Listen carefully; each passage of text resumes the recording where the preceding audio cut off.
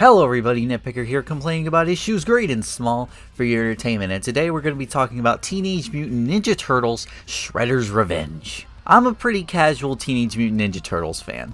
I didn't really watch the original TV show because I wasn't allowed to watch it, and before you ask me why, I was banned from playing or watching Pokemon because it had magic in it, and I wasn't allowed to watch SpongeBob or Gumball, so in other words, I have no clue. Either way, I got older and broke the law and watched TMNT 2012, and I actually really enjoyed it. I haven't really watched it since. The only thing I remember was that the CGI was terrible, but as a kid who didn't really care about that, I really enjoyed the show. But again, as for the original TV show this game is based off of, I may be a little bit shaky on the knowledge of it, so if I get anything wrong, it wasn't my fault. Anyway, even as a casual TMNT fan, I was pretty excited to hear the same publishers of Streets of Rage 4 were doing a co-op arcade-style beat-em-up, and I was actually looking forward to it. Not to mention, the game was overflowing with content, as it has 6 whole playable characters. They could have easily just gotten away with doing the 4 turtles, but nope, they later confirmed April would be joining along with Splinter, and finally Casey Jones. 6 playable characters all at once. Holy shit, Nintendo Switch Online is going to have a stroke. They even use game invites? Not even Strikers uses that. Game of the year? Okay, well not quite, because it doesn't have T-Lopes doing the soundtrack. Oh, okay, but it's not like it'll be on Game Pass day 1. Holy mother of... Could it be the greatest video game yet created? Well, hold on to your shells, folks. Let's nitpick Teenage Mutant Ninja Turtles Shredder's Revenge.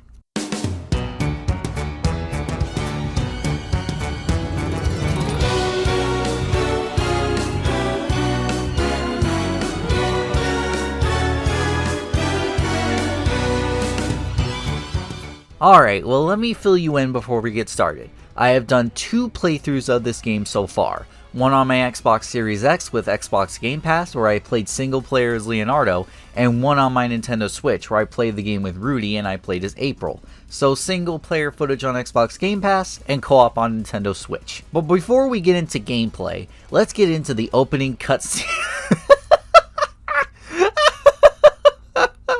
Is that Splinter? No way, that's actually how he looked in the original show. Oh my god. This looks nothing like a rat with his geeky buck teeth. He looks like a nerd. Hashtag not my Splinter. Well, the only thing bigger than Splinter's teeth is the Statue of Liberty, which Shredder's forces along with Bebop and Rocksteady are giving a bit of a makeover, to which the Turtles along with April and Jurassic Beaver over here respond and make their way to Channel 5 to fight the Shred. From there you go through 16 episodes, finding a whole bunch of bosses from the show. And you'll also find really bad voice acting. Like, this game gets on Mega Man X4 levels of bad sometimes.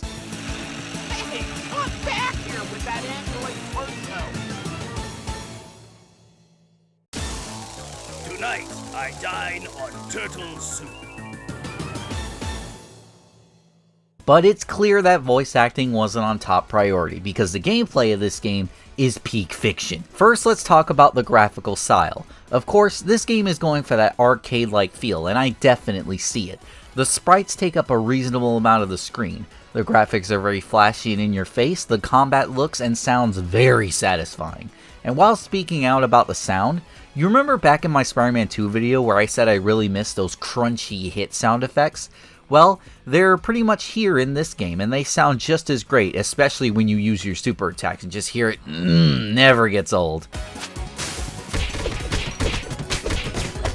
Well, while we're talking about the sound, we gotta talk about that soundtrack, cause T-Lopes, by god, you did it again. When I heard that T-Lopes was making the music for this game, I already was excited. Like, god damn, this dude knows how to make some good songs. Like, I love his work on the theme for Some Call Me Johnny, so I knew we were in amazing hands here. The music has that signature sound that T-Lopes provides, giving lots of life to these areas and stages. T-Lopes never misses, man.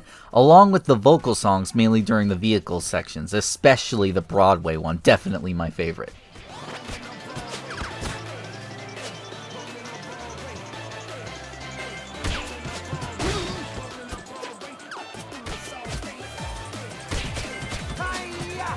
Alright, enough furthering T-Lopes' ego, let's talk about the actual game. As stated before, this game is an arcade beat-em-up.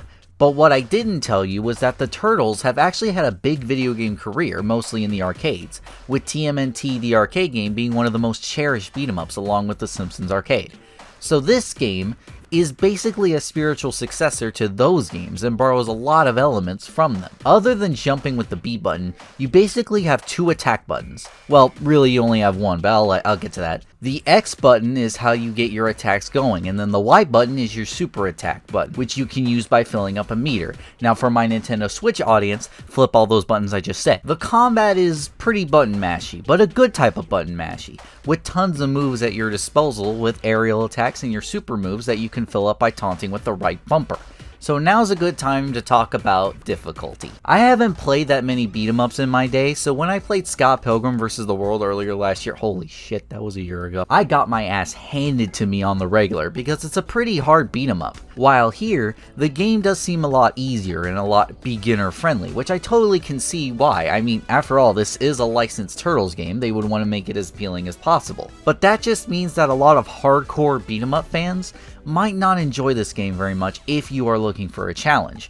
I personally love the difficulty of the game because unlike most people, I don't like getting kicked in the dick, which is why games like Elden Ring scare me. But the super attacks are definitely what breaks the game and makes it pretty easy, because once you pull off a taunt, your super attack gauge raises by 1, and if you use it right, you'll pretty much always have a super attack ready if multiple enemies come on screen, and depending on which character you're using, can easily clear a wave of enemies with little issue. And especially in co-op mode, where you can cover the whole screen, where you can take this game here and you just go.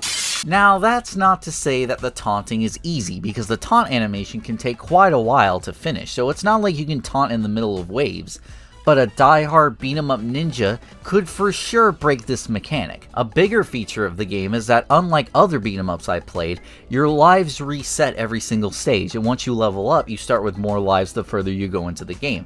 So I could 100% see diehards just tearing through this game without even breaking a sweat. Because even as someone like me who sucks dick at beat-em-ups, even I only got like 1 or 2 game overs. Now it may sound like I don't like these features, but trust me, that is far from the case, because constantly charging up your specials whenever you can is immensely satisfying, along with the amazing supers that are so flashy and fun. I'm just saying that if you're a die-hard beat-em-up fan, you might find this game is casual mid if you're looking for a challenge. But of course, my experience with this game was on normal difficulty, and for those wanting to make this game as hard as possible, there's arcade mode, which cuts out leveling up, is really hard difficulty, no collectibles, and there are limited lives. So if you want to make this game as hard for your diehards as possible, go with that. However, if you're not looking for a challenge and that's not important to you like me, this game is a total amount of fun and a great entry point into beat 'em ups. In fact, I'm sure this game will be the gateway into me trying more beat 'em ups. I mean, Mal and Rudy have been screaming at me to try Streets of Rage 4, and since these have the same publishers, yeah, this might be next on my list. Anyway, enough letting you hardcore elitists in on the difficulty. Let's talk about how I rank the playable characters. And I mentioned before I mainly played as Leo and April, but I got a good sampling of some of the other characters, obviously at low levels. This is very ironic for me to say, but I think Splinter might be the worst character in the game. His special is really good and covers a lot of ground, but his attacks are so slow and don't even leave much for comboing, and his attacks just feel pretty weak. Next, I'd say Casey Jones, who's basically a brute with his attacks being much stronger, but pretty much as slow if not slower than Splinter's, but his strength makes up for it. Next, I would say Donatello. He has some of the problems that Splinter has, but seems to be a little bit faster, and his special is pretty good, though not as good as Splinter's. After Donatello, I'd say Wrath. He's a good mix of Mikey and Casey. His moves are fast, but thanks to his raw power and short weapons, his attacks are powerful and quick. Leonardo, I'd say, is number 3. He has a really fast attack, and his aerial attacks are really good. Surprisingly, I actually liked April more than Leo, and no, it's not just because of how thick she is. Oh, goddamn, she do be, holy shit. She's faster, and her special attack is probably the best in the game, because not only does it have fantastic range, but she can actually move around while using her special, making the range even better. But the best is Mikey for sure, and I really didn't want to say that because I think Mikey is overrated. Yeah, go ahead, ratio me in the comments. I don't care. Go for it. Mikey's overrated, and I stand by that. Leo is the best turtle, and Mikey is the worst turtle. After Donatello, because nobody gives a flying shit about Donatello, let's be real. Is anybody here a doctor? I am. Well, you're a nerd! Okay, objective playground opinion aside, Mikey is for sure the best playable character because his attacks are really fast, opening a lot of combos, and the attacks work well enough, and his special works pretty dang good. All in all, this is a very good roster, also Splinter, but these characters could get even better because like any good beat 'em up, it does have a powerful level system, and I only could get the most mileage out of Leo and April as I said earlier. So I'm pretty excited to see how powerful the rest could get, especially Mikey since he impressed me so much. So what can I say? .mu and Tribute, you've done it again, and I'm sure you're going to keep doing it, so just keep doing it. But let's hope we see some of our favorite heroes in the half shell in video game form in the future.